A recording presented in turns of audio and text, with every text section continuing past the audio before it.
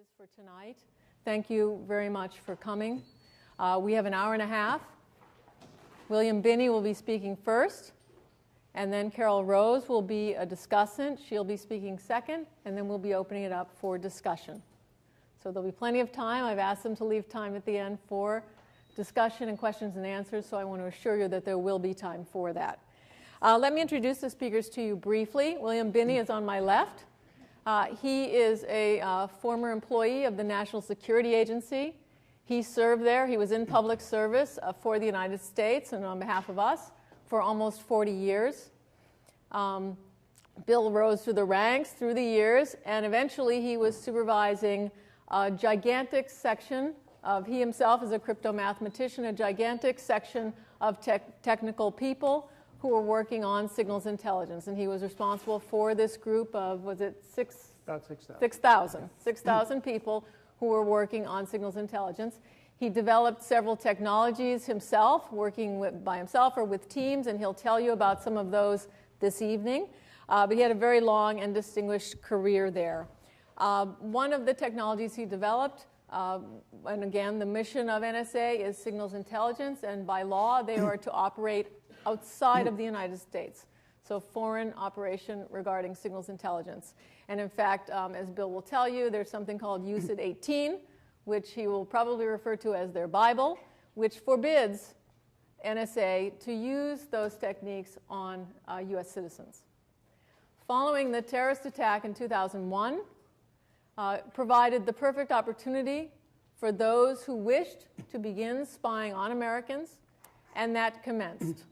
So since 2001, not only every telephone call, both the number called to and from, but the content of those calls, every email, tweet, idiotic text, ATM transaction, online purchase of airline tickets, all of the electronic transactions you've engaged in, and everyone else in the United States have been captured by the NSA and are being used by them, and Bill is going to be going into detail about that. Carol Rose is the executive director of the American Civil Liberties Union here in Massachusetts, and she is a lawyer and a journalist. She was in private practice before becoming the head of the ACLU of Massachusetts. She has a long history working in the area of civil liberties and human rights, both in the United States and abroad, and she'll be functioning as the discussant tonight. As part of the Hall of Mirrors that I've described to you very briefly, I do want to tell you, because Bill Binney might not tell you, that he was so outraged by what happened after 2001, using the technologies that he had helped to create when they were turned on American citizens, that he retired from the NSA after his almost 40 years. He took retirement. At one point, early one morning, there was a knock on the door of his suburban home, and an team of FBI agents ran into his home. I believe one of your sons answered the door, Bill, is that right? Yep. They ran into his home, dashed up the stairs, pulled Bill out of the shower, pointed a gun at him, harassed him for a while, and then left. They didn't charge him with anything. He hadn't done anything wrong, but it was just to make sure he got the message. Some years later, amazingly, Bill, out of the blue, received a letter from the Department of Justice informing him that he had committed no crime, that they were not going to charge him with a crime, and kind of exonerating him in general so that he could move forward in life and feel better about that. Would that we would all get letters from the Department of Justice like that. But Bill actually has one. I hope it's framed over your mantle or in your kitchen or something. I still have it. Yeah, I'm sure you still have it, Bill. Hang on to that. Laminated, Bill. On that note, I'm going to give you Bill Binney, please. Thanks.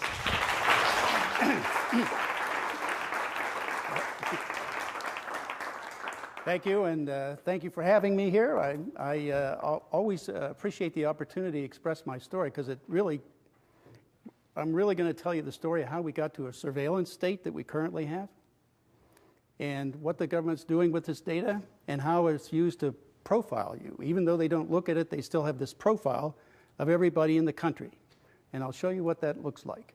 And I could do this because the lawyers at NSA approved us to go out and make a commercial product of the capabilities we were preparing inside. So what you're looking at is our commercial equivalent, okay? So you can get the idea of what can happen.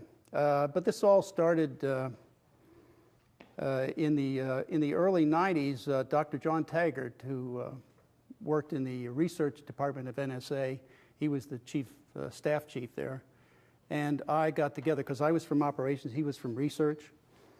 We got together and decided that we had to have a central group to do development of new capabilities in NSA, and it required that we bring all the talents together in one place so they could share in the effort, know exactly what they were building toward, and know what their part in it was. Otherwise, they were all just sitting in separate little bins, and nobody really knew what anybody else did at NSA. So they had independent efforts that didn't really come together. So we really weren't getting solutions to the problems that we really needed.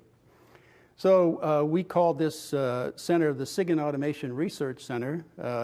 So John brought engineers and computer people and physicists, and I brought crypto mathematicians and traffic analysts and other kinds of data systems analysis and language. So we brought the operations together with research, had all those skills in one place, and defined the operation that we were trying to solve at one time, and then assigned everybody to a certain aspect of it, and they knew exactly what they had to do, and they all interactively worked together as the developments occurred. So we would incrementally see how it would improve and how we could jointly pull together those skills to make a success. So that meant we were doing rapid prototyping, incremental development, those kinds of spiral development kinds of things. So in the mid-90s, with the position I had in the Directorate of Operations, we were looking at the problems we had, and the one most prominent to us was the World Wide Web and the ballooning, mushrooming modern communication system. So we decided that was the one we should attack. Specifically, we were still talking about only doing, our charter was to only do foreign intelligence, and that's all we were interested in doing. So we started to attack that, putting together ways to first reassemble the data off the wires and fiber optic lines and things like that, and then assemble it as it goes by, assemble code that would monitor it, diagnose it, and select out of that flow of information that we wanted to pass off to individuals to analyze and report on. So that meant we were going to be looking at these flows of information to pull out what was important and just throw the rest of it away. In other words, anything that anybody was sending, like anybody in the United States, we would simply throw away, never see. That would never be collected. So we started doing that and approaching that and developing using graphing techniques to build relationships in that data, because we had a problem of how can you look into terabytes a minute of data. The objective we set was to try to do 20 terabytes a minute, be able to diagnose what was in 20 terabytes a minute and pull out what was important and throw the rest away. So we had to devise the ways to look at that and say, well, how can we do that? Well, if you looked at relationships between people or organizations, the attributes that are used to communicate information across the web with the IPs and user and service provider names and things like that, and also phone numbers with the public switch telephone network or the satellite network, all of that would be attributes that we could use then to graph or build a relationship, social network, if you will. Nowadays they call it social network. In the Civil War, they simply watched people visiting different people, and that's how they rebuilt the network for the Confederate spies in Washington. If you didn't know that, they watched people move around. Then in World War I, when Morse became the field communication system for the armies, they started doing network reconstruction of the field armies, and then that technique became contact chaining in World War II and afterward, and now it's called social networking. So there's a little history behind that. So this is nothing new, really. It's just the scale, because we wanted to do the entire world. And to us, that didn't pose a problem, because we were going to in order to interactively work with that data as it came down the line, make those selections, we had to keep everything as simple as we could, so we used B+3 indexing on flat files and simply did use that with our knowledge database graph, if you will, to make the selections and also make the throwaway determinations. So that was a fast way of doing it. That's exactly what we did, and it worked fairly well at fiber optic rates. I mean, for the arguments we had, we only had a few arguments running, but it was clear that we could scale to any number. So we didn't have any difficulty in pulling out all the bad guys with that approach. Plus, at the same time, we noticed that since we were collecting worldwide, we were scooping up Americans because the web will shoot your stuff all around, okay? So we could get it anywhere. So we kept picking up things that were easily identifiable by the numbering schemes in the IPv4, IPv6, the public switch telephone numbering schemes. All of those things would help us as a knowledge base to select out Americans and encrypt all of their attributes so that you couldn't tell who they were. That's the way we managed that. We thought that would be constitutionally acceptable, and that's what we forwarded to the Department of Justice as a proposal for us to proceed in doing this on a mass scale worldwide.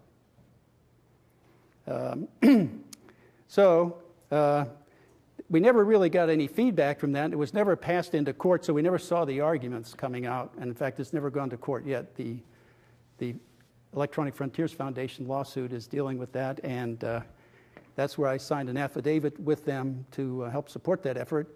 And the point there is the collection of all this information about individuals is unconstitutional even to begin with, let alone to build graphs or any of that stuff with it.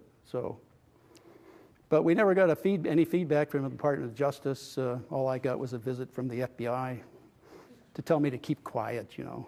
So after we got that running, then I found out later that NSA had approached the telecommunications companies in February of 2001. This is 8 months before 9/11, asking for all the customer data, that is the billing data, on phone calls made by U.S. citizens to other U.S. citizens, in fact, their entire customer set. So, and that's fundamentally what they did after 9/11. But here they were asking 8 months before. And what that meant to me was that this was the design from the beginning, that management had made the plan to spy on the United States and the people in the United States even before 9/11.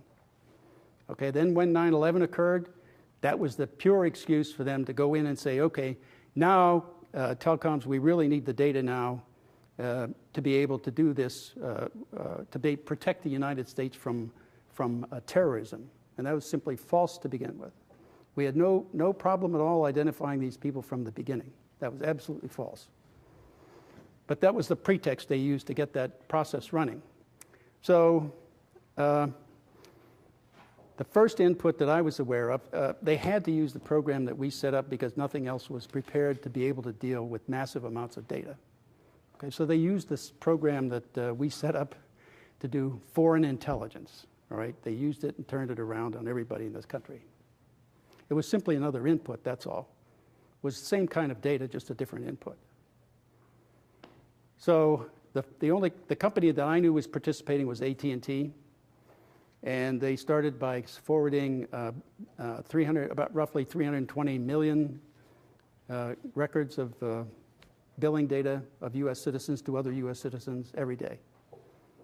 So, and then CNET did a study in 2006. They asked the questions of all the telecoms as to who was participating with NSA, and are you giving them data, and so on. And by their answers, you could tell about 10 of them were.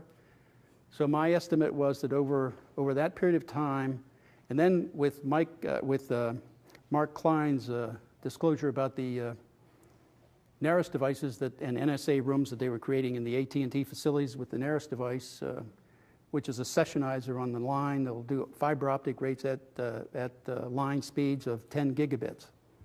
That's the NARIS Insight device, which means it can sessionize about 100 plus billion 1,000 character emails a day, one device.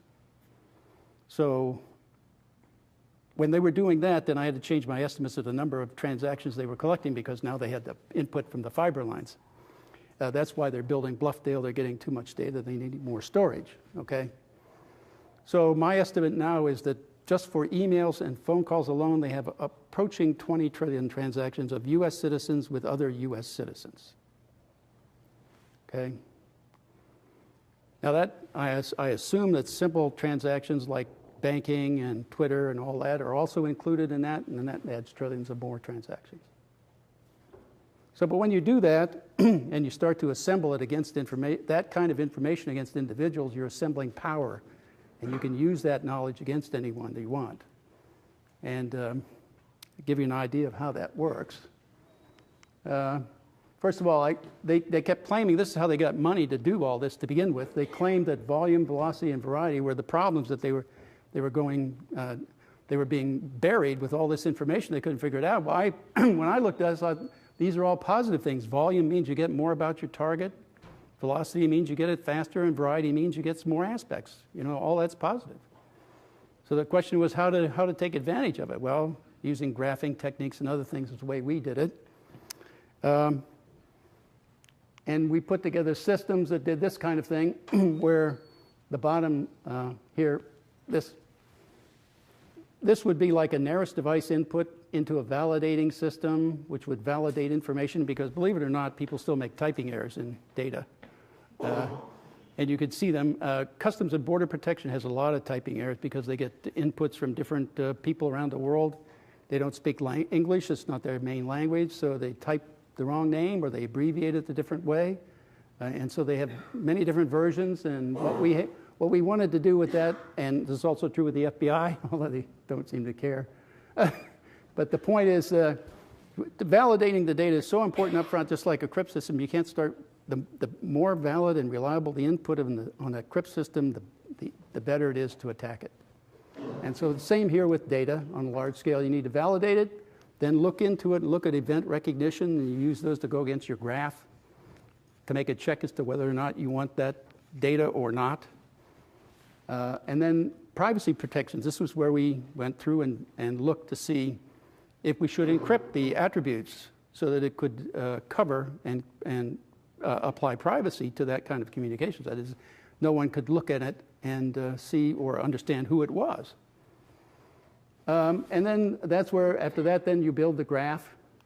Then you take other graphs from other kinds of domains, like banking or if this is email, you could take phones and Twitter and travel and whatever else you can add electronically. Okay, and then build a consolidated mapping graph, so across all those domains. In our case, we wanted to do it with, this is an example of what we wanted to do. This was one that the DOJ made a conspiracy charge against us on. So we were trying to do, get together and form a coalition to attack Medicare and Medicaid fraud. We thought that would be meaningful. Certainly could save the government money and we could make a little money, you know. So we thought that would be a good thing to do. So as a result of that, they drafted charges for conspiracy against us and used that to raid us. So that just goes to show you how much that's. But at any rate. Is it possible to kill the lights that are shining on the screen? Sure.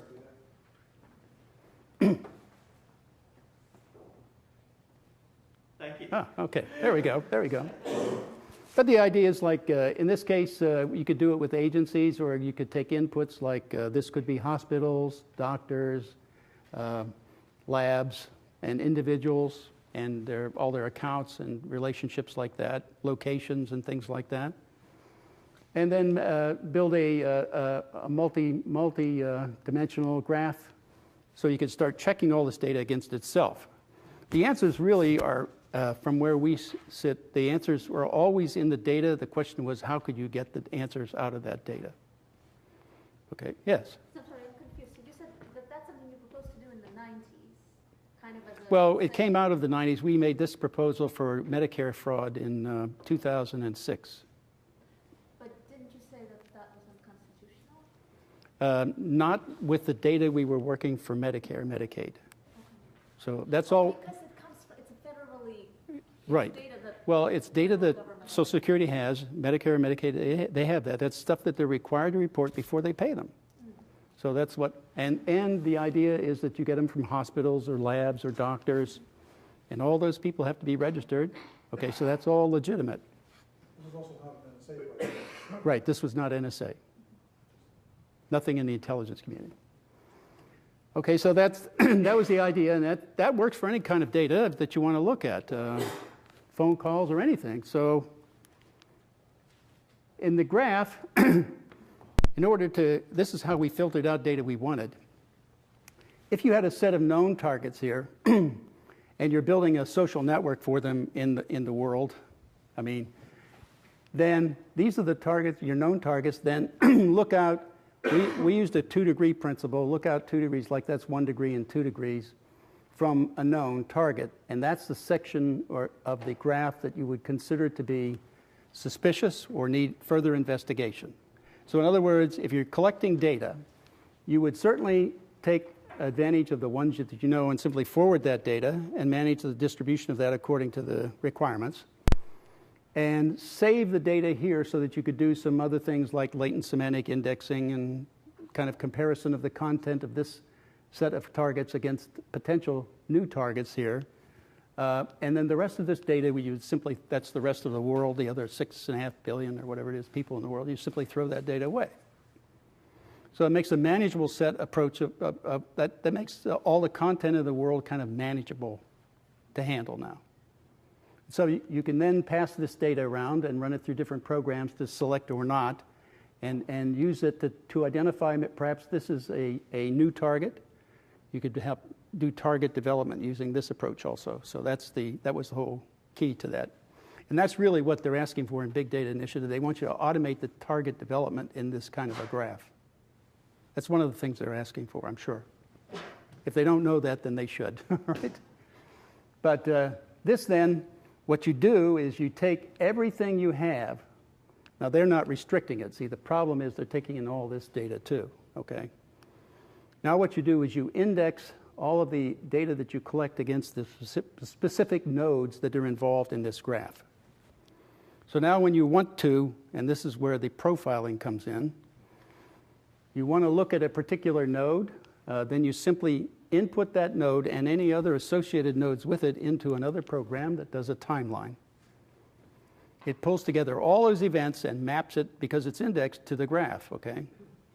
Now that pulls that data together, so you represent, like these phone calls were made here with that call there, that one there, and so on. These are the activities of a community in that graph. Plus, if you have, for example, data that goes with it, like a transcribed phone call or an email or a file transfer or something of that nature, then you put a little block here and it says there's data with that particular transaction in this graph. So if you isolate a section of the graph you're interested in looking at potentially activity that might imply that group is doing something, and there's data with it, then you could look at that data and try to assess that in context with the transactions that occur in the group. So that's the way of trying to, and this is also what they need to automate, right, is what transaction combinations here in this group have some meaning. So in other words, what kind of action should I be taking if they show evidence of certain transactions and relationships in the community? For example, if you're in Colombia and you want to smuggle drugs into the United States to somebody in the United States who wants to buy them, the buyer and seller have to connect in some way, right? There has to be some financial transaction in some way. They have to arrange for transport. Those kinds of things show up as transactions in this timeline. And so you need to try to detect those and then assess them. Okay, so this is really what's going on with everyone. This is why I say everybody in the United States is profiled, because the data's in the base, it's indexed against the graph's made, and all they have to do is point to it to get it. Yes? Is that real data? This was, yes, it was. This was real data from our... Evidence of illegal activity? Yes. From 2001? Yes, it is. This is the research we did online for the 9/11 attack, okay? They own one of those phone numbers No, these are real phone numbers. We picked. Yeah, we picked them out. These were real phone numbers for the people and the phone calls they made, the emails they sent, and so on. We tried to make it as real as possible. We gave this briefing internally in CIA, and they said, "How do you know all this stuff?" Because at the same time, one of the emails had the date and time, or not the time, but the date, 9/11 as the attack date. That was given in one of them, in a pi line and a line and a pi. With a line for 9.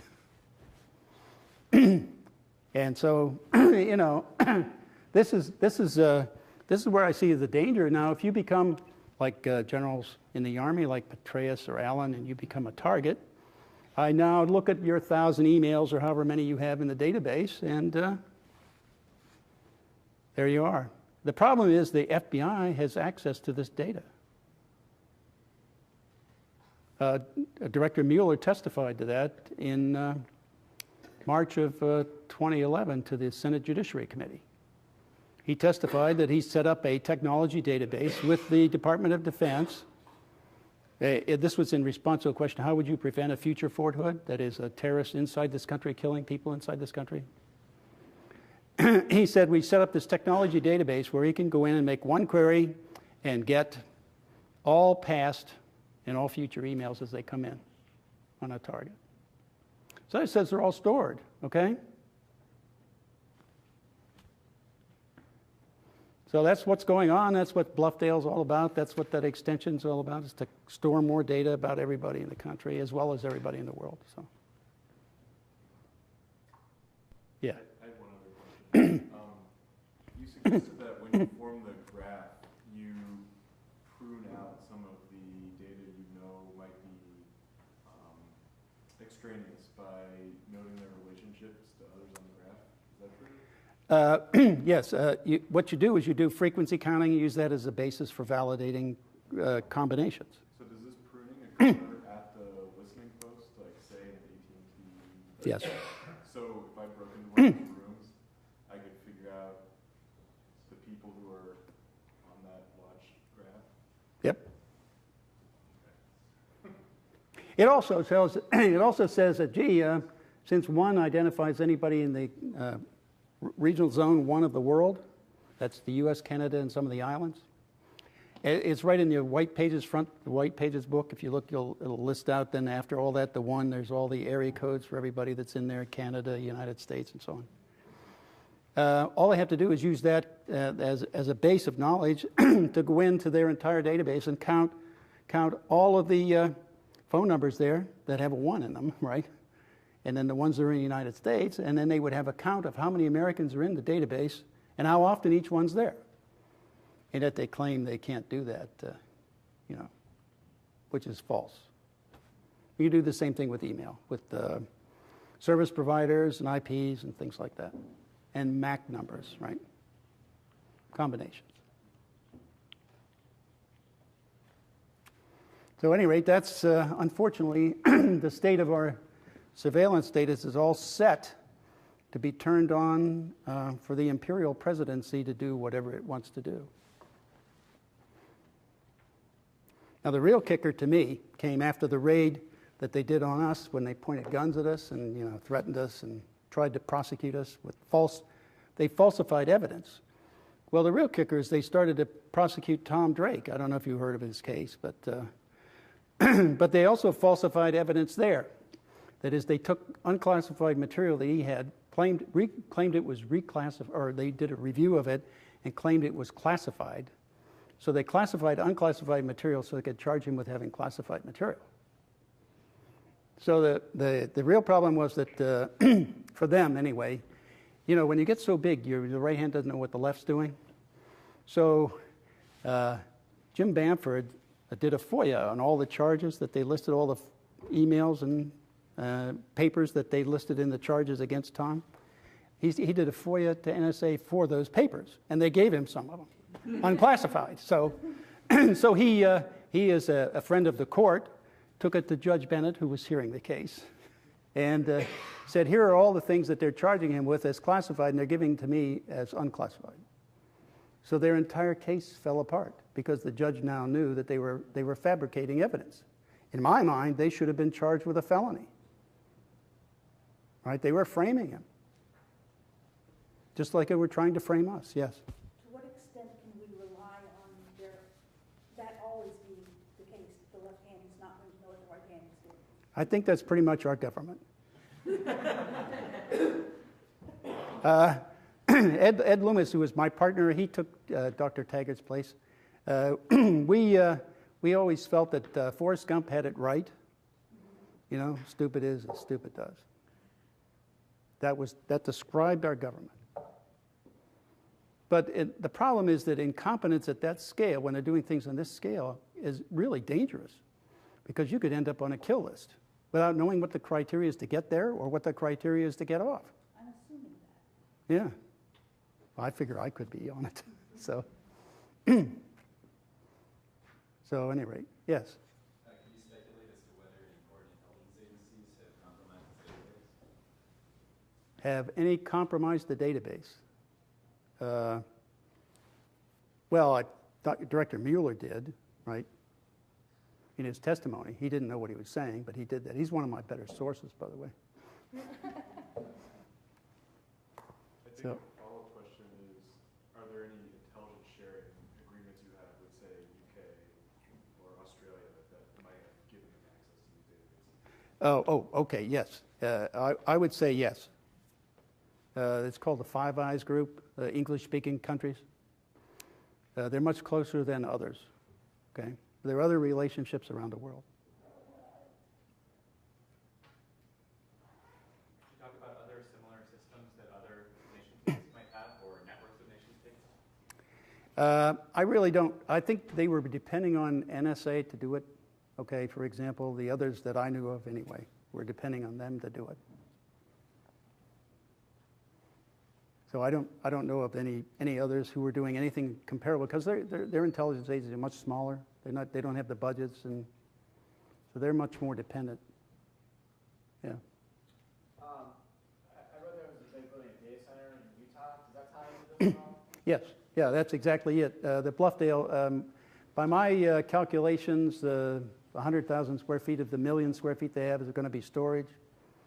And if you looked at cleversafe.com, they advertise 10 zettabytes in 200 square feet, which means you can get 10 exabytes in 200 square feet, which means you could get 5 zettabytes in the storage there, which is enough if you eliminated, by my estimate anyway, if you eliminate all the video going across the fiber optic lines and all the analog audio that you don't want, and simply pick up the the material you do want from the targets you have, plus all of the printed information.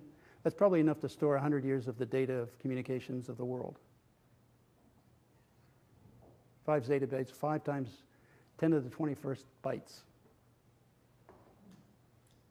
So what if you send your secret things disguised as a video? You do it as Embedding? rock bands, you know. You mean embedding the material? Embedding it? Well, if you're going to put that way. We were talking about this earlier. In my mind, the safest way to do it, no online cipher is safe. Simply because if they don't have the key, they'll come across and get it from you. Or that's assuming they didn't already implant it in your system. So the safest way is to do everything offline, encryption offline, then go online and send it, and do decryption offline. But you have to have an air gap there. If you don't have that air gap, you're not safe. No, I was just thinking if you just did it as a rock video, so it got dismissed as a rock video. That's embedding. That's not. Video. Yeah, but that's not safe.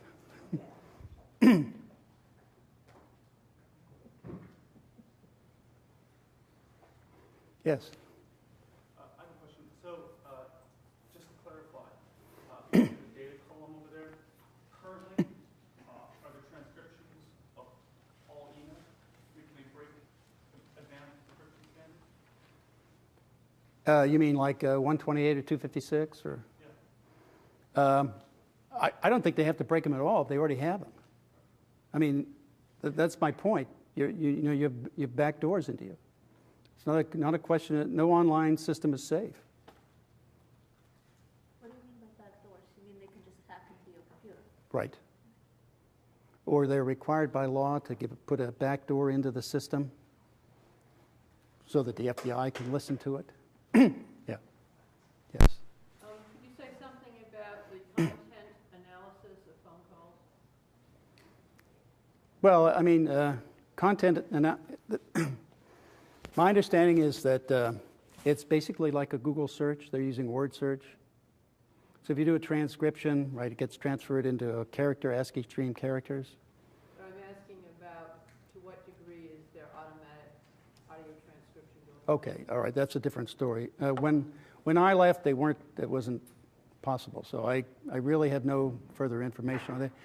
I've seen some of the things that look pretty good, you know, in which case that would be easy to apply, especially in a quiet environment, a non-noisy environment. Yeah. Yeah. There was an article in 1980, I can't remember exactly, in the U.S. News and World Report, that NSA was doing surveillance of telephone calls, and the way they were doing it is it would be triggered by certain keywords. Some particular words would trigger recording, actually. That was in 1980s, and that was done by NSA. No, we're not talking about 9/11. No. An article, I read it almost 30 years ago. Well, I can only say that sometimes they attribute more capability than exists to NSA. Okay? There were a lot of problems with that. I knew a lot of problems when I was there that weren't didn't make it too. It wasn't useful in an operational sense. Okay, there were too many mistakes. Yeah. Yeah, a lot of times we hear a lot of discussion that you can see the patterns and that'll tell us who the bad guys are. I mean, what you're presenting here is that they have lots of information, and gee, if they want to go after David Petraeus, or for that matter, Bill Binney, they can then turn the spotlight and get all the data, all of your data that they've collected. Is there a capability at this point that you're aware of or that you can foresee, where by taking all of the data, suddenly it's going to tell you who the bad guys are? They're talking about predictive policing. We already did that, okay? That's what we maintained was the way to do it. We had no problem making those decisions. They apparently still do. And the reason I thought was because they really wanted to spy on the United States. And they claim it as an excuse. We're still having trouble. We can't do it unless we can take in all this data. We won't be able to achieve that end. And that's simply false. Yeah. Yes? If you are using offline end-to-end cryptography for email, is there any system that will highlight you as a suspicious person? Is there anything that looks for that? Well, what it would mean, it would default out, like if they couldn't break it or they didn't have a key that would work. Just they would. that somebody was doing that. Yeah, just Yes. Generally, they say that's very suspicious. That's what the FBI says. If you're encrypting, it's suspicious. You're already, that's tick number one for the hit list, okay? I don't know how many more ticks you have to add before you get on the list, or what it takes to get off once you're on. I mean, after all, Senator Kennedy up here was on the no-fly list for so many months he had trouble getting off. Well, if he got on it and had trouble getting off, imagine what any one of us what the problems we would have. At any rate. So, yeah. I wanted to follow up on your description of the encryption of Americans. So if the data about Americans was being collected, then you said there was a program in place to encrypt the attributes of Americans. So there's first of all, the legal question as to whether even collecting that information was legal. Putting that aside, the couple of questions I had was, one, would you imagine this was still being done, this encryption? And if so, what's the encryption philosophy? Now, why should that be effective? And we've seen cases where even using pseudonyms and things like this, and Tanya Sweeney has shown some of these things too, where privacy is in fact not protected by at least rudimentary forms of encryption, because you can still find patterns and link things together. So I was wondering if you can say a little more about what kind of philosophy or justification for this approach might be. First of all, I forgot about that because that was in place until 9/11, and after 9/11, they removed the protections of U.S. citizens. So there's nothing in there protecting any U.S. citizen. Secondly, I would say that I designed the encryption to protect U.S. citizens to resist mass attack. Okay. So it had 3 levels of encryption, one of which meant that any attempt they made, even if they had whatever key they applied or attempted to apply, however many trillions of keys, if they got something that looked like it was partial language, it would be an error. So that was by design. So I was designing it so NSA couldn't break into it. So. But sometimes the graph structure, Yeah. just to relabel the nodes of a graph, the graph structure still makes it clear that there's, where somebody lives maybe or something, because Yes. all of their contacts are within New York or something like that. And so Well, encryption may not be enough to protect. See, no, they wouldn't be able to make that determination. Okay, they couldn't say it was in New York or Massachusetts or anywhere because all that material was encrypted. So you couldn't. All you were doing was look. All the attributes that could identify anybody as a U.S. citizen would be encrypted, so that when they looked in, they couldn't tell who was who. I mean, if I went after you in this database, I couldn't. What am I looking for? Things that have been attacked. For example, if you're given a Facebook graph with everybody in it, anonymous, you don't know who anybody is a priori. Just from the structure of the graph, you can recover people's identities. That's the issue. Yes.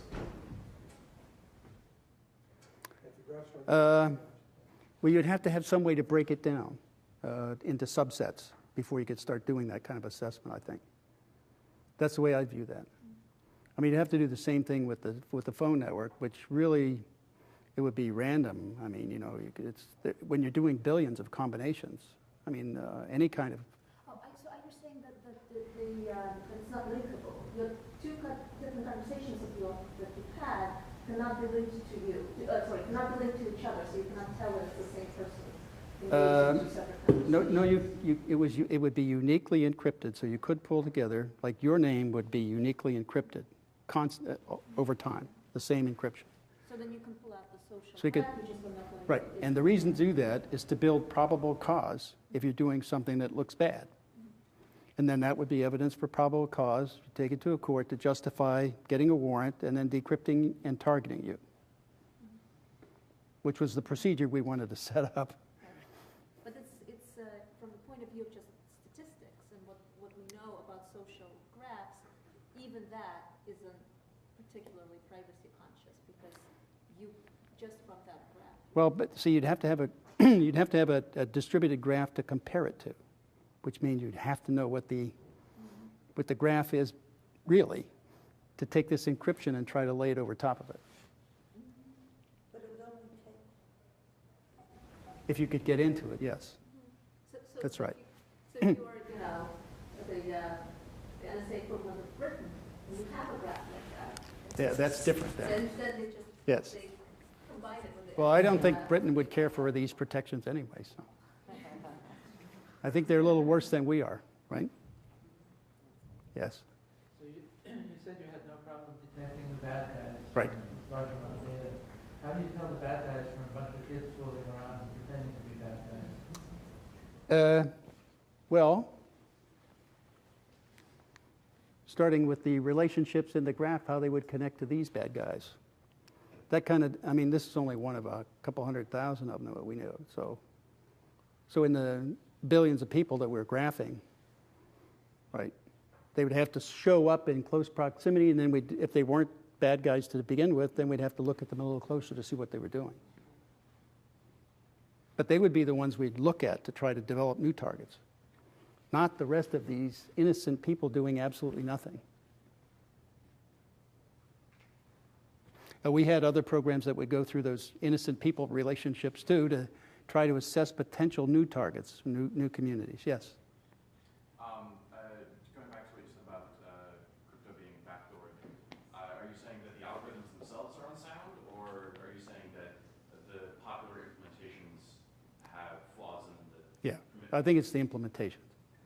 I mean, you could, if you take it offline and use your own key, set a new key, then certainly that should be secure. Or it would be difficult. I have no idea how long it would take to get into them. I work codes primarily, or data that was used to set things initially for ciphers, so to speak. So you're saying that I shouldn't use open SSL? Is it on the web? If it's on the web, don't. I would say this. I can only say the safest way to encrypt is offline, with an air gap, so that you can't lose it, right? That it can't be penetrated. That's the only way to really be safe. Yep. Oh, sorry. Okay. I'll sit down. Make your point, and we're going to open it back up for discussion. Yeah. There are plenty of more questions. Carol. Great, thanks. Thanks, everybody. What a pleasure to be here. Yeah, indeed.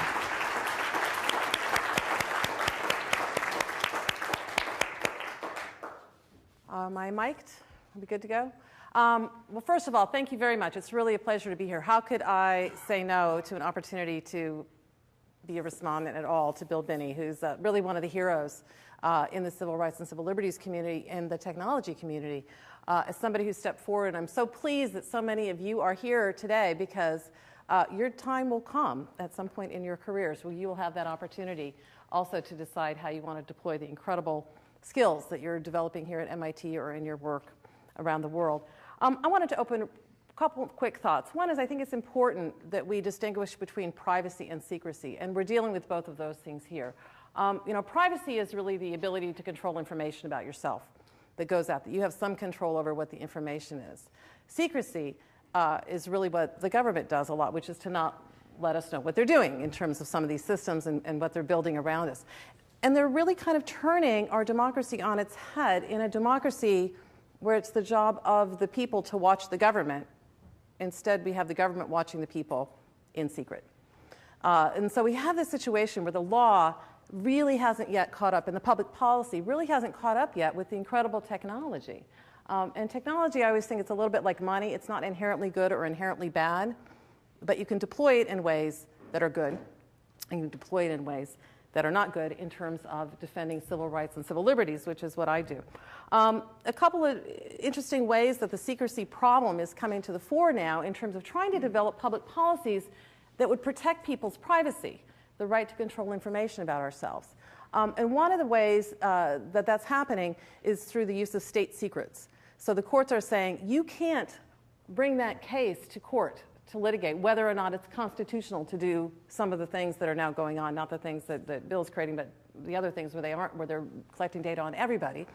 And the courts are taking what was traditionally a rule of evidence, saying that piece of evidence is a secret, it's a state secret. You might exclude that piece of evidence or have it just the judge knows about it or somehow find protections, to now say the whole case is being kicked out. You can't bring the case at all. You cannot get into court to find out if it's constitutional or not to do that. And the other way is through the use of standing arguments, to say you don't have standing to be in court, that there's no case and controversy that affects you. And this just is coming up right now in a case that the American Civil Liberties Union just argued in the U.S. Supreme Court on October 29th, so we'll see where it goes. A case called Clapper, Amnesty International versus Clapper. Amnesty International, along with a bunch of criminal defense attorneys and journalists, are the clients of the ACLU who are saying, we want to know if we're being subjected to this kind of warrantless wiretapping when we talk to our clients overseas, that we may be talking to a source if we're a journalist. We may be talking to a client if we're a lawyer. We may be talking to people whose rights have been violated if we're human rights documentation people. And we need to know. And the government's response is to say, well, you can't prove that we're actually wiretapping you. And if you can't prove it, then you don't have standing to bring the case. And we say, great, would you assure us that then our clients are not being wiretapped? And they say, no, we couldn't possibly confirm or deny whether they are or not. So it's this catch-22. And I always feel when I talk about this stuff, it's really not Orwell. It's not Big Brother. It's really Kafka. You just don't know why this is happening to you because you can't even get into court to try to vindicate your rights. So this notion of privacy versus secrecy, I think, is an important one that we should keep in mind as we think about how to go forward. And the other piece of that, I talked a little bit about, I'm not a big conspiracy theorist. I'm not that worried about Big Brother. It's really Little Brother that freaks me out. I mean, imagine the people at the Registry of Motor Vehicles having control over your life. Okay, that's really scary, right? A lot of this technology, a lot of these techniques, a lot of the laws that pertain to it are now filtering down into the local level. So for example, we just came out with a report. We did a public information records request, and we found out the Boston Police Department had been spying on peace protesters. And actually, the reports, at first we thought we didn't have anything. They were so silly. There was things like, Howard Zinn. They wanted to get Matt Damon to speak at the peace group at the church. They couldn't. They're going to have to settle for Howard Zinn. It was hilarious stuff. And then labeled extremist, criminal threat, and put into a database. And in a database, under the key terms, extremist and terrorist threat and things like that. Okay? And then people, all these innocent people getting swept up in the database that then is used by local cops, local police departments getting access to these through these local fusion centers that are being built here in Massachusetts. We have two, one with the state police, one at the Boston Police Department, the Boston Regional Intelligence Center, and there's very little check and balance on it. Again, because it's done in secret. So thinking not only about the big picture, but then have this sort of trickle down, if you would, effect that we're now experiencing, which is where the ACLU and EPIC and Electronic Frontier Foundation, all these other groups are now beginning to turn their attention to try to get a handle on how can we put in some legal protections so that we can still have the benefit of the technology, but we also keep the freedoms and the liberties and the democracy that we all really like to enjoy in this country. How do we do that? Well, one way we can do that is to have more courageous people like Bill Binney. I worship you, thank you. And people like Bill Binney, Tom Drake, T. Kirk Wiebe, Martin Klein, the guy, the AT&T guy. These are people who are technologists. And when they saw something wrong, they didn't just go silent. They spoke up about it. They had the courage of their conviction. They knew right from wrong, and they knew that it was important that as technologists who understood what was happening, and that it didn't have to happen, that it technologically didn't have to happen. They were willing to come forward and talk about it. We need you. There will come a time in your life where that moment will arise for you, and you will have to, A, realize it, hopefully, and B, then decide what you want to do. If you're not sure, call the ACLU. We'll give you free legal advice, okay, about what to do, what your options are. How you should respond to it. Call us anyway. We need help with technologists. A really silly example of this. So when the Charlie card came in, you know, the Charlie card on the T, those of you who ride the T, you can swipe your card. We said, wow, shouldn't there be a way to have an anonymous Charlie card so they can't track your location movements, like to buy your card with cash, and do it with cash and not a credit card, so that nobody can track where I'm going. And so we went over to meet with the MBTA, and they said, oh, technologically, that's just not possible. I was so lucky. I was like in the Woody Allen movie where he pulls the guy out from behind the, Marshall McLuhan out from behind the desk. I had my guy from MIT who was there, and I pulled him out, Robert, is that true? He said, no, that's nonsense. And it was nonsense, but it was so, I don't know, I'm not a technologist, I'm a lawyer. I needed a technologist who was there, who was willing to speak up, and who could call down those kinds of things to say we can't put in audits, or we have to take everybody's data, we can't encrypt and throw out the nonsense. We need technologists who are willing to help us to understand what's going on, to issue spot things that they see that are going on, and to help us and work with us. So if any of you, or hopefully all of you, are interested in helping, we really do want to work with you and work with the MIT community to do a better job of doing this. And next time I need to go talk to the MBTA, I can bring one of you along with me, and that would be really, really great. So if you are interested, let me know. There are also little slabs of paper, a piece of paper on your tables that talk about how you can get more involved. So the last things I want to say, and then I'll open it back up to you guys, and frankly back to Mr. Binney, because he's the real expert here. I wanted to say, get educated about this stuff. Know your rights, know the contours of it. I know you're incredibly educated about your technology, but also get educated about the public policy debates that are going on, because we really need your expertise to be brought to the public policy debate. And one way you can do that, we've built a website, privacysos.org, that has lots and lots of information about technology and surveillance technology and the policy debates. Get involved, whether it's with the ACLU or with the Electronic Frontier Foundation or the Electronic Privacy Information Center, or lots of other groups that are out there. We're all coalition partners. We work together. We play well together, fortunately. But we really need people to get involved and to sort of help us to be better at what we do in terms of understanding the technology. And the last thing I would just say is, when you leave here tonight, talk to 5 other people. Talk to 5 other people about what you've learned, about what's going on, about how this is coming. And frankly, I don't think it's too late for us to take some steps to put in a system of checks and balances again, because we're not going to stop technology. I never say technology versus liberty. I always say technology for liberty. How can we use technology to create more liberty, a greater breathing space? Because after all, if we don't have that, all the safety in the world is really sort of not worth it if we're not free at the same time. And I think we can be both safe and free. So thank you, Mr. Binney. And thank you all for being here. And I look forward to more questions and conversation from everybody.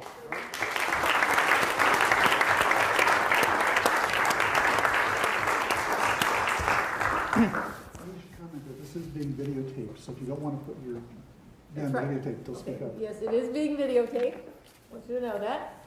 So if you have any questions, or I do want you to be aware of that. It is being videotaped. It's going to be posted on the MIT website. We're going to open it up now for discussion. I thought it worked really well, having questions as we go. But I'm going to bring both Carol and Bill back up here. If you will agree to do that. And while they're coming up, I just want to remind you all that the basic presumption in the United States has been that everyone is innocent until proven guilty. But now we all know that that's been inverted, so that everyone is a suspect, that there is illegal, unconstitutional, warrantless collection of your information going on constantly, a violation of your Fourth Amendment protection, and the case against each of us is now being prepared. I'm going to open it up for questions. Please put your hands up. Here are the rules. Put your hands up if you have an urgent question on the same matter. Even though you're not the next in line, you can put up 2 hands like this. Let's start with you back there, please. Hi, my name is Shalini Red. I'm the former executive director of the TOR project. And I came into this particular area because my dad was an activist with the SCLC and Dr. King in civil rights eras. And when it became available for him to make a request for his records from the FBI from 1963 and so on, he got a paper box, a very large one. The FBI knew who he had lunch with every summer of the summer marches. So this is not new. It's just electronic. So, the idea that this is being collected is not new. It's been going on for, a century, at least. And, but one of the things that being executive director of TOR did was, my family has steward leadership traditions, both in the military and governmental and in, activist circles for over a century. And I got to talk to a lot of people working on the agency side of things. And when the Patriot Act went through, the people working in the agencies, there were all these things in the Patriot Act. And if the people who wanted to respect, they can't talk about it, but the people who wanted to respect the civil rights and civil liberties things, if they wanted to not take advantage of the things in their casework, in those acts, in CALEA, in all of these things, they would be trampled for every promotion and everything else in their work. And they would be left behind, and there would be no people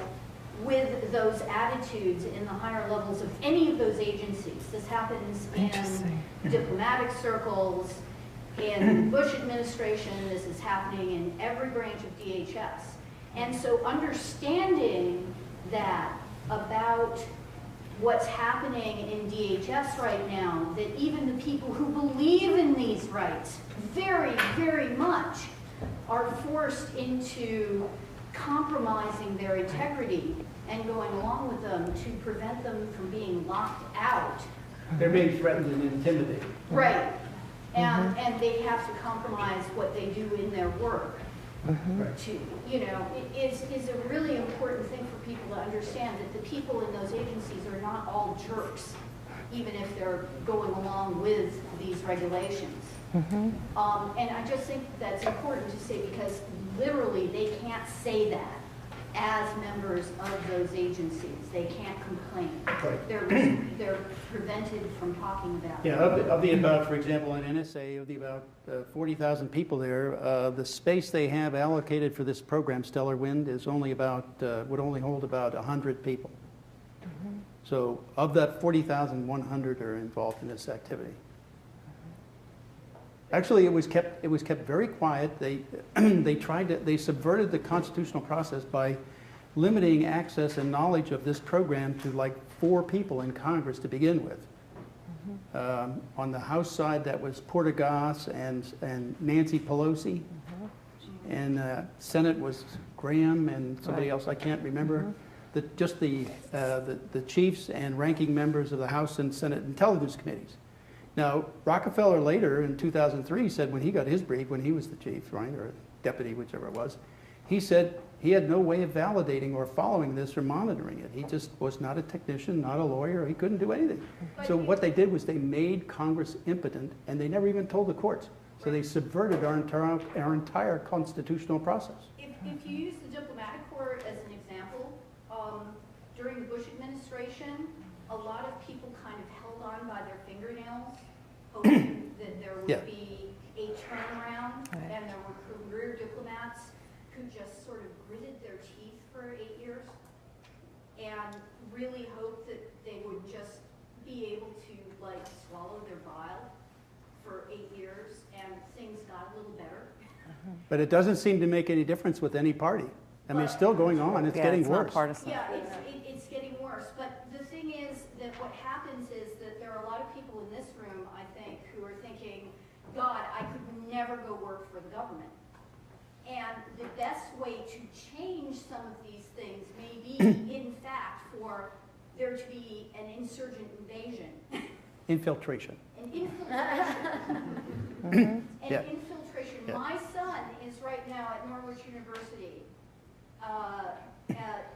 as an officer candidate. Okay, and I am former executive of the Support Project. And that was his idea. After, Tor came out of a military project originally, and he looked at the people I was working with on all sides of the problem. And he sat there and said, you know what, if people of this sort of viewpoint all sit there and say, no, we're not going to, none of our children are going to go into law enforcement or the military, then only jerks are going to go into those fields. Yep. And that's democracy. Yeah, but it is bad. But also think about the guy who was the AT&T technician, who came forward and spoke.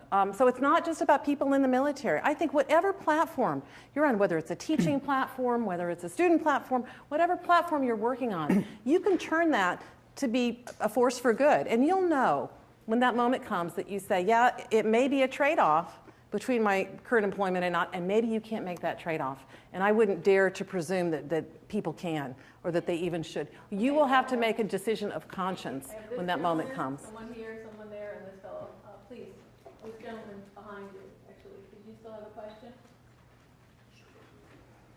Yeah, so it's always been my understanding first that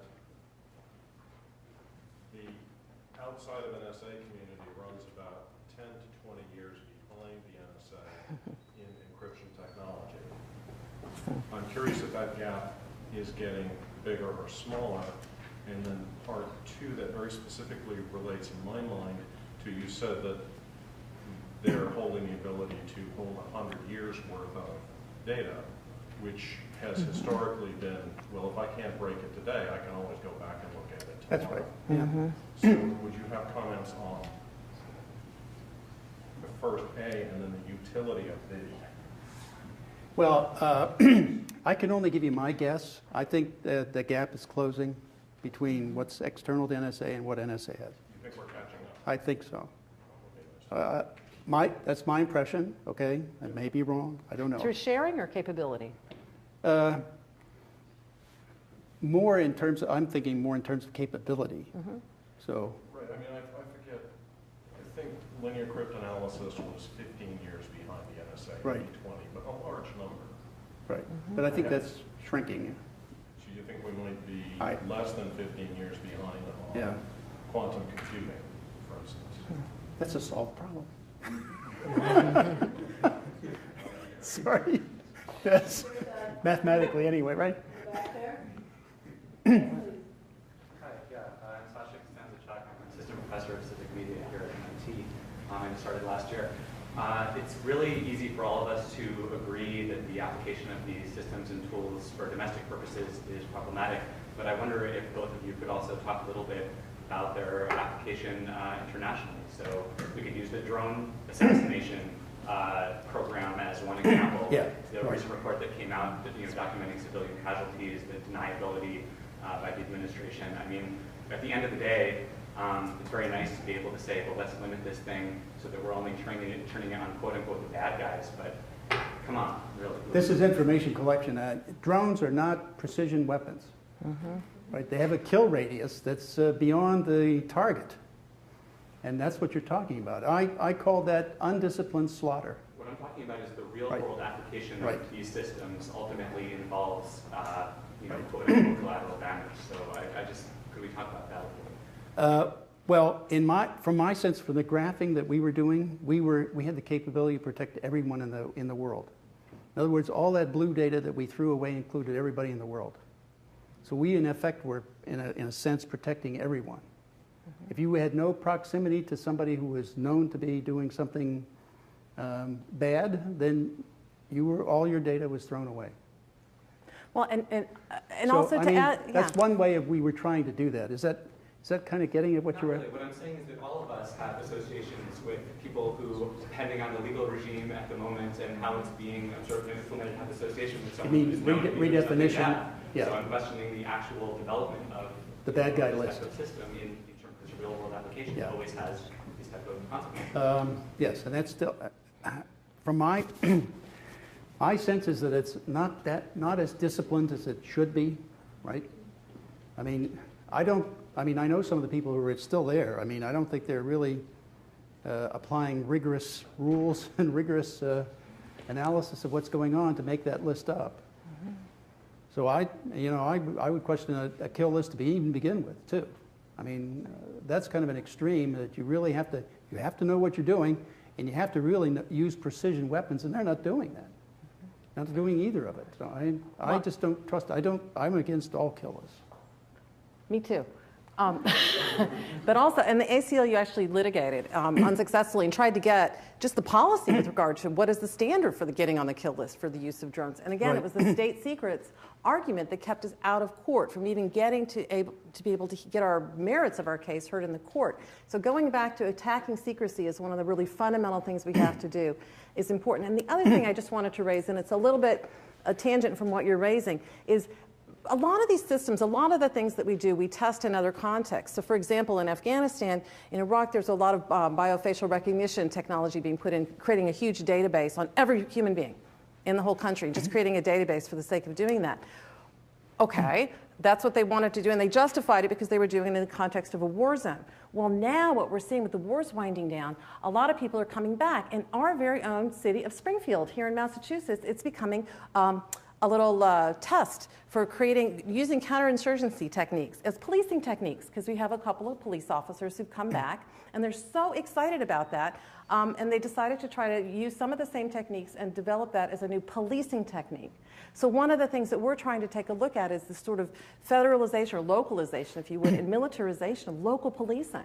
That's going on, and it includes the shared database stuff, and it also includes some of these other techniques that are actually being developed in other countries where you can do it because you have fewer legal constraints to do it, and then they import it back here. So it's something to pay attention to. There's a question right there. Oh, yeah. So, no, I just wanted to say that because I felt bad for the, thousands of people who spend their careers in the government who actually are the good guys. It's not fair to say, oh, we need to infiltrate the government. Actually, the government already has people who are committed to civil liberties, and isn't actually the ACLU, owing to the ACLU, the USA Patriot Act, so not the one immediately after September 11th, but the next one, actually includes a provision that there be a civil liberties officer working at the Office of the Director of National Intelligence, making sure that our constitutional rights are not violated. Now, whether the system is working properly, of course, depends on who is president. But I think the point is that it's not, I don't know, I think that compared to other countries, such as the Soviet Union, which is where I was born, I think, it's too early to lose hope. Yeah, I thought the KGB would love this kind of system. Yeah.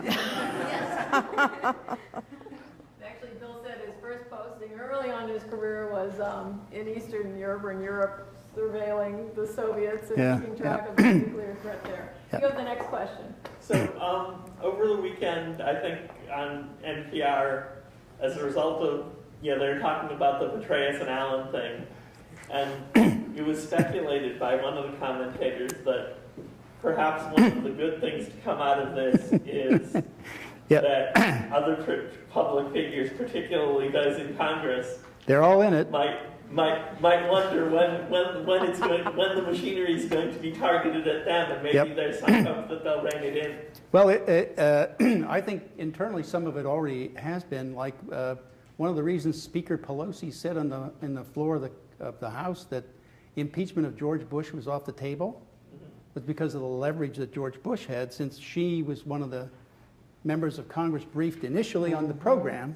She was already culpable in that program, also the CIA programs. So she couldn't impeach him without impeaching herself. I have, yes, this gentleman next, please. Yeah, I have a point of clarification. We've been talking about the FISA Amendments Act, which is now due for reauthorization, as if that is the real problem, namely that the communications between Americans and the external world are being captured. But what you're saying is that all communications are being captured. That's right. So why are we talking about the FISA Amendments Act? I mean, it seems well, to it be doesn't, a red herring. Yeah, or they have a separate secret interpretation. I mean, that's the problem with our government. It's going secret on us, so that the laws they write, they make their own interpretations internally and apply them so that we have no way of knowing what they're doing.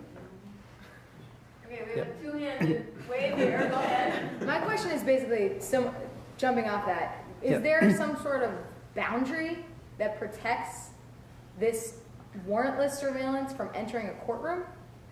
I mean, you said that it's used to gain probable cause to look at people's emails, but is that just through FISA warrants, or can that actually be used in domestic prosecutions that don't have to do with terrorism? Well, okay, take my case. The warrantless wiretap they had on me and a conversation I had with Diane Rourke, they put that in the affidavit and said in the affidavit that I told them about that conversation. So that's the way they entered it. So they just lie. Yeah, right. That's right. They lie. That's the FBI for you. I was wondering where you see this all in 5 or 10 years, given now infusion centers and information that's coming out of that could potentially flow to this. Where do you see all this going? 5 years from now, 10 years from now? What do you well, I've said in a number of forums that it's going to be a totalitarian state, that we'll have an imperial president and a dictator. Unless we do something, unless people stand up. I mean, everybody in Congress took an oath to defend the Constitution. They're all violating that oath. So every time you see one, you'll say, what are you doing with this privacy stuff? You're violating your oath by supporting this kind of activity. Say it to them. Bring it out. I'm trying to encourage, people, publishers, I just talked to one today, to throw it right in their face and say, what is your position on this? And put them on the record in public. And I think it's important to realize, things like there was no environmental movement really as a movement as such before 1970, and then we had Earth Day, and then there became sort of a movement. There needs to be a privacy movement. There really needs to be a privacy movement, not in the sense of we want to keep everything secret, but that we should have control over the information about ourselves that's out there and that's obtainable. We should have that system of checks and balances. It's very traditional conservative. I always love to say I work at the ACLU, most conservative organization in the world. We're about the Bill of Rights and the Constitution and checks and balances. But we need you all to step forward, all people, to contact, take actions. There's more ways you can take action than you could ever imagine. Take action, send emails, let your voice be heard, talk to 5 other people about it. We need to create a movement for it, because until we change the situation on the ground, it's not like we can just go to the courts and vindicate this. We need a bigger movement. It has to be the courts. It has to be the groundswell. It has to be communications. There are people working on this, lots of them, but not enough.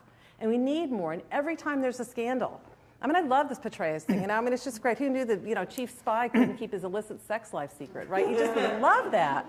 But it's an opportunity to make some change. So every time something like that happens, we have to take advantage of it. We have to be ready to go. And that means we all need to be educated and articulate and able to speak about it, and especially you as technologists. We really need your voice out there. You can't just be neutral, really. We need you. Yeah, as citizens of this country, it really boils down to this: what kind of country do you want? What do you want to live? What kind of country do you want to live in? What kind of country do you want your children and their children to live in? That's what's at stake here. So I have this fellow next, someone over here, and someone in the back. Please. I was wondering how much of a threat are private databases, surveillance systems, political information collection systems, credit card surveillance, et cetera, vis-a-vis the government? Right. I can answer that, but why don't you take it, because you're the real expert. Well, I mean, credit card stuff is financial transactions. That's who you're doing, who you're dealing with money-wise. And the standard used to be if Treasury dealt with an international or internal transaction of $10,000 or more, that they had to report that on a list, and that was reported with the 9/11 crowd. They transferred $65,000 to the people to Ata in Florida to do flight training, right? So that was reported when he did that. I mean, and that's one of the reasons they do that. They have that requirement, but they simply don't analyze things properly or pay attention or whatever, So, but this is now getting back into all the financial transactions of U.S. citizens, and I believe Elliot Spitzer, for example, was caught up in some of that. And that's what can happen to people, right? If you fall out of grace with the administration or whatever, that kind of targeting can occur. One of the public policy reforms that we'd like to see, or legal reforms, would be to go more toward the European system of privacy, where you as a person own the information about yourself, okay? You actually have control. In this country, your internet service provider owns the information about your internet service actions. Your banker owns that. Your doctor owns that. The only exception is your video retailer, which doesn't exist anymore. But the only exception was because when Robert Bork was put up for the Supreme Court and they got his videotapes, they were so horrified that it had happened to them, they made a special exception, the Bork exception. So if you can do it to a Supreme Court justice, you can get some protection, right? But part of it is to change that. In Europe, you own the information about yourself. And so if the government wants to access it, they have to get your permission. Here, they don't. So with the national security letters under the FISA courts, they go and they put it, for a long time there was a gag on it. And now again, we have, son of national security letter, 2 years ago, they passed a law here in Massachusetts that now county prosecutors can go and get, without a warrant, and get information about your records, like your internet records and stuff like that, without a showing. And when we try to challenge it, they go into secret court session and they lock the doors on the ACLU lawyers. Yep. It's wild stuff. So we need to change that third-party doctrine. Is some of the kind of work and reform work that we could do that I think could make a big difference here. I was actually thinking of something much more mundane. An entity like Walmart having political surveillance and knowing kind of the voting proclivities of potential job applicants and just simply ruling out anyone who votes, say, Democratic. I mean, is there any of that sort of stuff? I think you'd have a strong, if you could prove it, I think you'd have a strong viewpoint discrimination claim. Yeah, but is any of that stuff being done, do we think? You mean if you would park in the lot and you have an Obama sticker, you would... Well, there's that. I mean, companies do a lot of their own surveillance. Target, for example, is obsessed with surveillance. They have their own fusion centers nationwide where they monitor cameras from all of their stores.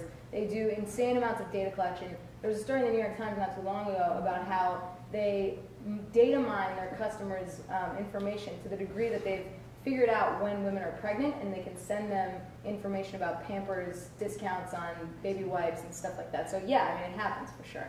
I'm just going to comment though, because I was saying to our speakers tonight that, in talking to people in the last few days over this, several people said to me, well, you know what? Our government's doing it, Google does it, Target does it, why should I get upset? So, what Google and Target are doing, I don't like either, but those are corporations. If you don't like it, you can not shop there, you can, not participate. If you're a shareholder, you can go and protest. Very important to remember, and there's, what they're doing, things need to be done about it, and I and Carol and others work on that. But we are our government. Right? Our government is the emanation of us. So what's going on now, we are doing to ourselves. So it's important to keep that in mind. Well, plus the government can come point some guns at you.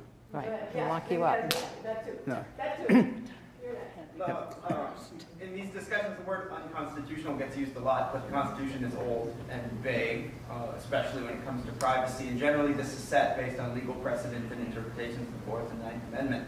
So I was wondering if you guys could speak just a little bit on that and how you see the precedent moving and what sort of clarity would be especially helpful in privacy, because the Constitution is vague. I don't see the Constitution as vague at all. I mean, I just, email is mail. Okay, and papers, that's but papers. That has to be determined so by that's, the precedent, right? Because it's old. So well, I mean, there's been several, all the technology. well, it still applies. Bruce Fein would have an argument with that, so, for sure. I think there's a little bit of space here, and let me say why in a couple things. One is I just read the transcript of the Amnesty International versus Clapper case, the ACLU case that was just argued, and it was really interesting because, the Solicitor General, Don Varela, he opens and he says, Your Honor, may it please the court, and Sotomayor goes, who would have the ability to have standing here then, huh? I was like, wow, he didn't even get a word out before she jumped on him. Yes. And she also, I would say, in the Jones case, which was the case about whether or not you could put a GPS device on your, the cops can put a GPS device on your car and then follow it. She wrote a concurring opinion that suggests that there could be a more breathing space, that somehow the law needs to catch up with these new technologies. I would also just add, however, that particular case was another one where I think the privacy advocates won on that one because they kept saying, we could put this on your car, Your Honor. And they were horrified that it could happen to them. And so we need to, on all these things, find a way to make the argument that it could happen to you, Your Honor, because we seem to be able to win more when we do that. But I think it's hard. I think the Fourth Amendment has been very weakened by the way it's been interpreted, but I do think that there are some opportunities here, a little bit of daylight with this GPS, the Jones case from last year that gives us some hope that we may be able to go forward. Okay, I have a gentleman in the back in the way, and I'll take you. Go ahead, please. I was wondering, you say the data on only bad people was used and everything else was thrown away or encrypted, but what is the what are the requirements for being bad? Like if I email my friend saying the party next week is going to be the bomb, conceivably that could happen. No, that was with the system we did, okay? After 9/11, that system was done away with. So everything is now stored. So it doesn't matter now if you say bomb or not. You're stored. I just wanted to note in the Jones case, somebody had the concurring opinion, and it was only one vote. She was the only one who took that line. Everyone else seems to be holding pretty closely to cat's feet, United States. Yep. So I'm wondering if you see any hope for Sotomayor's line, even though the majority of the court seems so set on the other side. Gramsci, I think, was the one who said you have pessimism of the intellect and optimism of the heart. So yeah, I keep hope alive. We keep trying to find new ways to frame cases, to frame challenges. I thought they were going to throw out this Clapper case on standing, and then you read the oral arguments, and it looks like maybe they're really interested in it. But you don't know. It's just really hard. Until they rule on it, we won't know. It's hard to be real optimistic with this particular Supreme Court and civil liberties, but on some of the issues like privacy and speech, there seems to be a little bit more breathing room than when you come to things like equality and race and things like that. Okay, I have two last questions, please. Could we say something about cell phone tracking? In particular, we've been talking a little bit about GPS and so forth, but most of us do carry cell phones, and my understanding is that even with them turned off, that your movements can be tracked by your movement through the different cell phone cells. Could you say something about that? I think there's still enough radiation to be detected by the towers, the different towers, and you could be followed by which tower you get registered with. As you move around, you simply, any number of towers, you draw concentric circles around in the intersecting areas where you are. So as you move around, yeah, I think that's possible, yeah. Mm-hmm. And we're actually working on a legislative initiative, actually, this one right here, is helping to do that both here in Massachusetts and also at the federal level to try to put some restrictions on cell phone tracking. Actually, Ed Markey, who's a congressman from Massachusetts, has been pretty good on this. And so there's a lot of legislative movement to try to put restrictions on that, as well as license plate scanners and sort of individual technology elements of it, because I think it's a really important thing for a lot of people to know that they don't have to make a choice between the convenience of a cell phone and giving away all their privacy. So it's a great question. The last question. How much discretion would you say that telecom companies, if any, have in refusing to comply with the government requests? Well, the CEO of Quest, refused, and of course he was denied, and eventually got charged with something. They drummed something up on him, but they lost any potential contracts with NSA. Quest did. So that was the penalty for not going along. The other companies went along. At least the ones in the CNET news article that published their interrogation of the different telecoms that were they participating with NSA or not, it looked like most of them were, the way they answered it. You see, if they equivocated, didn't come out and say strictly no, then you knew that they were participating, because it's the way they weasel word the answer. And that's why they all needed to get retroactive immunity, because all of these transactions they were doing were crimes. That's right. And one last thing I would just say, Twitter has actually been very good in a lot of ways on a corporate perspective, because one of the things that happens is when they receive these requests for information, and it comes usually with a request that they don't tell the person whose account they're trying to get information on, Twitter will tell the person that your account or your information, your personal data has been subpoenaed, and that gives the person an opportunity to try to go into court. And we've had a couple of those. Unfortunately, what the courts usually say is you don't have standing, so we're back to that argument, because you don't own your data about yourself. But it's still an interesting thing, and I think that Twitter, as a corporate citizen, if you would, has actually been pretty good on that. And so if you have an opportunity to tell them thank you and to tell them that that matters to you, and that's one of the reasons you'd be willing to be a customer of their technology, you can do it. There are choices that we make, and they're sometimes really hard choices. I think Bill Binney and other people have made some really hard choices, but I think it's a really patriotic thing to do, and that's why I think it's such a wonderful thing that you're honoring him, and I'll turn it back to you. Oh, thanks. All right, ladies and gentlemen, first of all, again, I want to echo what Carol Rose said. Please tell the next 5 people you meet about this. Please also go on the website of your congressmen and representatives, get their email, just email them. It's fast and easy. You can send them the same message. For additional resources, there's the ACLU website. There's also, Carol mentioned, the Electronic Privacy Information, epic.org website. I want to particularly thank Ron Revest, who's been sitting here modestly in the front, and the Cryptography and Information Security Group at MIT for hosting this. So thank you very much, Ron, and thank you to that CIS group. And please join me in thanking Carol Rose and Bill Binney for their comments. Yeah, sure. Thank you.